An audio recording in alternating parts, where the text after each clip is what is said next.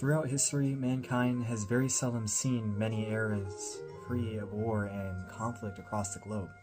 Kingdom versus kingdom, tyranny versus liberty, interest versus survival, whether justified in the eyes of some or unjustified in the eyes of others, one cannot deny that throughout history, war has been a part of the human race since its ancient beginnings. Our species, over several millennia running a race with no finish line to be better and have more in their military prowess than their neighbor, has been unrelenting. The pinnacle of our advancements as a race to conquer one another, however, had to have been the invention of the atomic bomb. Since its creation on July 16, 1945, and its uses in Japan, the United States changed the modern world forever. The atomic bomb not only impacted the physical ground it broke, but impacted the U.S. relations with the Soviet Union and other foreign countries, the overall health and lives of the survivors of the bombings, and activism in the 20th and 21st centuries. Now, for context of the bombings in Japan, first we got to begin with the U.S.'s involvement in World War II.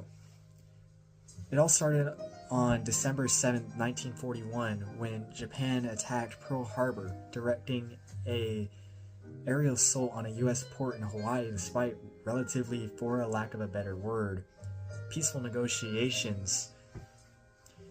This prompted the United States to declare war and eventually ensue the Manhattan Project, which the atomic bomb was first created, famously credited to J. Robert Oppenheimer and other physicists.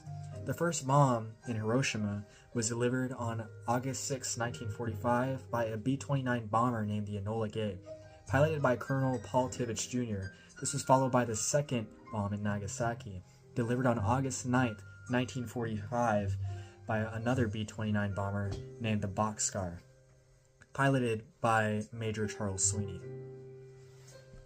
And no relation to Sydney Sweeney, I think.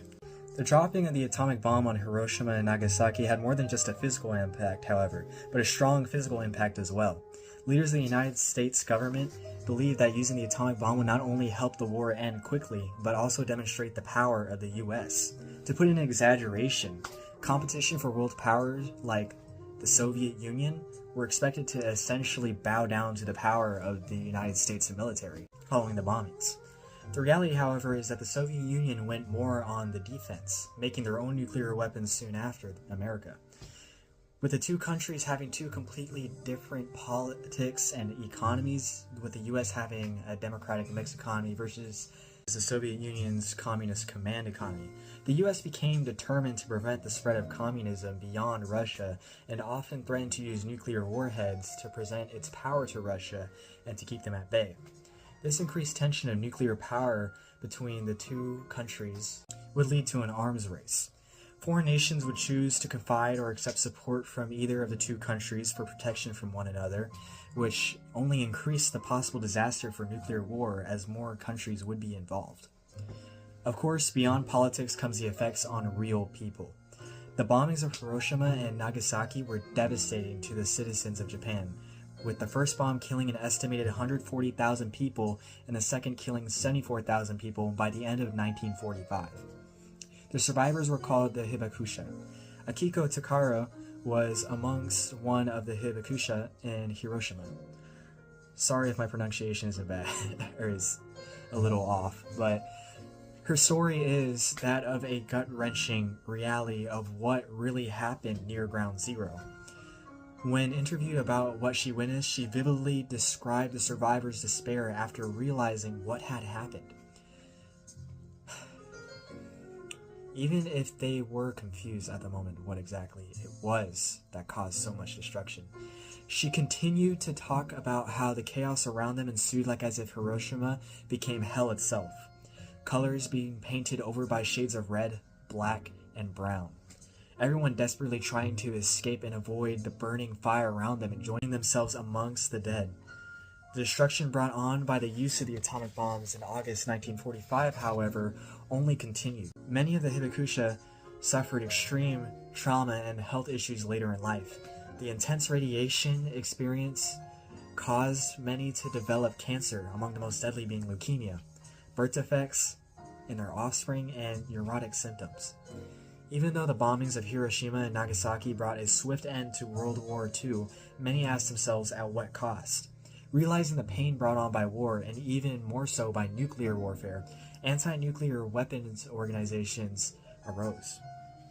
After seeing the horrible effects of nuclear warfare firsthand, Hibakusha like Setsuko Thurlow, sorry if I didn't pronounce that right either, decided to dedicate themselves and their life for the eradication of nuclear weapons.